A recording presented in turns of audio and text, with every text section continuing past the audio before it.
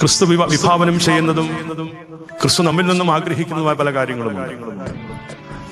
നമ്മൾ ഭൗതികമായ ലോക ജീവിതത്തിന്റെ സ്ഥാനമാനങ്ങൾക്ക് വേണ്ടിയും സുഖത്തിന് വേണ്ടിയും ലാഭത്തിന് വേണ്ടിയും ഒക്കെ നിലകൊള്ളുന്ന ആളുകളാണ്.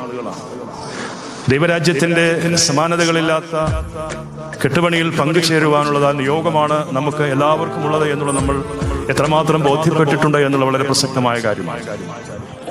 വിശ്വാസ ജീവിതത്തിലേക്ക് നമ്മെ ആഴത്തിൽ കൊണ്ടുപോകുന്നതിന് നമ്മളുടെ ക്രൈസ്തവ വിശ്വാസം, ക്രിസ്തു സുവിശേഷം നമ്മെ പാകപ്പെടുത്തിയെടുക്കേണ്ടതുണ്ട്. നമ്മുടെ പ്രാർത്ഥനകൾ പലപ്പോഴും നമ്മുടെ ആഗ്രഹങ്ങൾ ദൈവസന്നിധിയിൽ സമർപ്പിക്കുന്നതിന് വേണ്ടിയുള്ള ഒരു മാർഗമായി നമ്മൾ കാണാറുണ്ട്. അതിൽ തെറ്റൊന്നുമുണ്ടെന്ന് ഞാൻ കാണുന്നില്ല. പക്ഷേങ്കിൽ പ്രാർത്ഥനയിലൂടെയും ആരാധനയിലൂടെയും സുവിശേഷ ധ്യാനത്തിലൂടെയും കർത്താവിനോട് ചേർന്ന് സഞ്ചരിക്കുവാൻ നാം ആഗ്രഹിക്കുമ്പോൾ ക്രിസ്തു നമ്മിൽ നിന്നും ആഗ്രഹിക്കുന്ന ചില കാര്യങ്ങളൊക്കെ തന്നെയുണ്ട്.